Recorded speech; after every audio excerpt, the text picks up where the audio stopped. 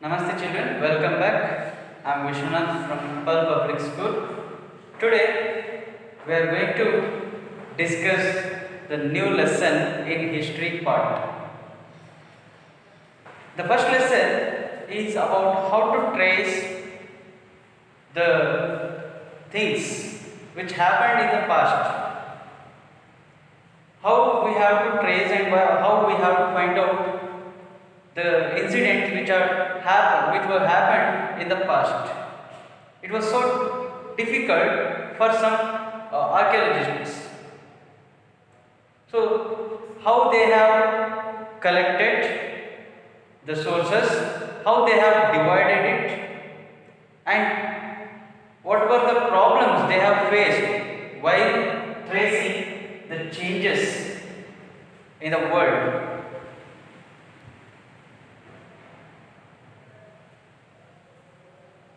That took place for thousands years. So these changes took place because of the movements of the people. You have already learned that the people moved from one place to another place in search of food, in search of the sources, water resources, and they have settled in some places like Indus, Egypt. So when they have settled, again they have come to, they came to know that somewhat they are missing.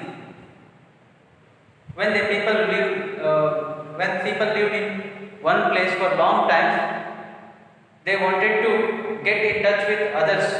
We have already found that the Indus Valley civilization had connection with the Egypt civilization. How it was possible, though they are far away?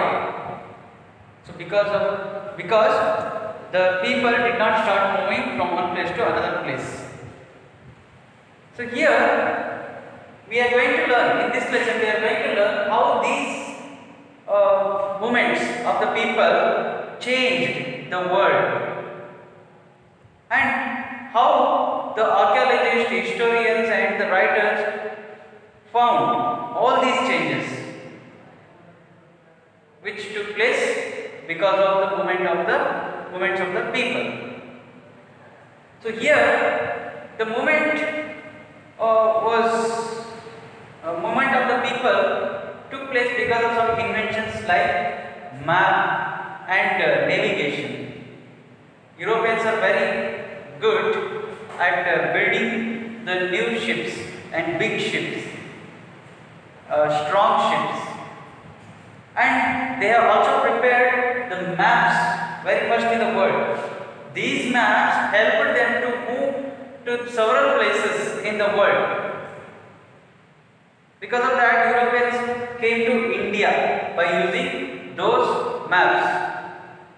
These maps were prepared differently in the past.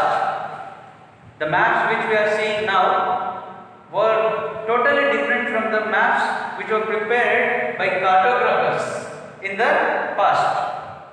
Cartographer is one who prepares or who makes the map. Here, the first map was prepared in the year 1720,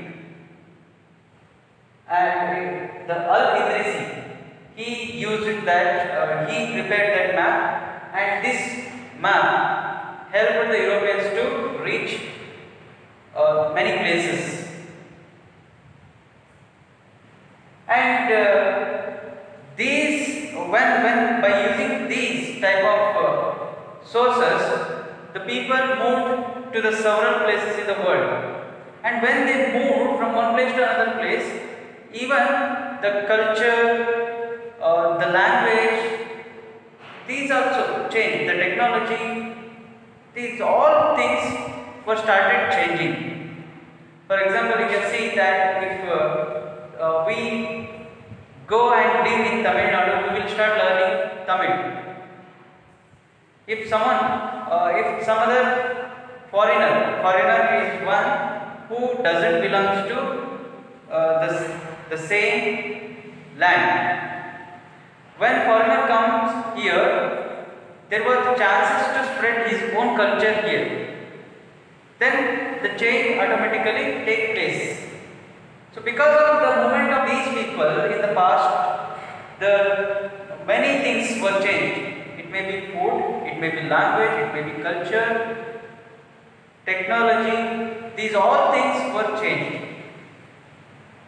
And don't think that these came with only disadvantages. We got so many advantages also because of the movements of the people. Because of the migration of the technology in India, we started using Persian wheel, which helped the farmers to extend their farmings to get more crops, more yield, and even food pattern also changed. We were not knowing about potatoes. Potatoes came to India because of these movements itself. So these movements were recorded sometimes in different means, in different methods. Through those sources only, we can trace the changes which took place for thousands of years. Terminologies also, we can trace the changes. Here some of the writers like Minhaj-e-Siraj and Amir Khusro, they have used different terms to tell about India. Minhaj-e-Siraj, he had used the term Hindustan, which means India. In the olden days, he used this word to tell about the land which was under the control of, under the rule of Delhi Sultanate. And it was limited only for the North India. It doesn't mean the full India which we are living in now. He used this term Hindustan for the land which was ruled by Delhi Sultanate. Delhi Sultans were ruled the North India. They didn't come to South India. So how we can understand it is complete in India. So later they have also changed the meaning of this. How the historians, they guessed that maybe Minhaj-e-Siraj used this term to find the land, to notice the land which was nearby the Delhi, the Punjab, Haryana, Delhi, these regions. To locate these regions, he had used this term. The historians guess so. Even Amir Khusro also used the word Hind, which means Indus. He used this term to locate the places where the Indus Valley civilization took place. So these terms, through these terms also we can trace the changes. So here the historians are going to trace the changes which took place in the world through some of the sources. These sources, when they get these sources, also they get some problems while studying these sources. These sources were divided into many categories. Today we are going to know only two. One is textual records and one is architecture. When it comes for textual means which were written. These were written in different manners. Some were written in manuscripts, some has been written, carved on the walls of the monasteries and temples, and some through pictures, by carving pictures on the walls, on the pillars, they have written about the past. See, these records, when they collected, they kept in some places, safe places, like libraries and archives, because these records are very important to get to know or to trace the changes which took place in the past. So these textual records, while studying these textual records, historians faced many problems because reading manuscripts is not a easy task for them, and understanding the pictures on the wall of a monastery or of a wall of the temple is not a easy task for them. To understand it, they have to study day and night, and they have to refer many other sources also. So through these records, they are going to trace the past, what happened in the past.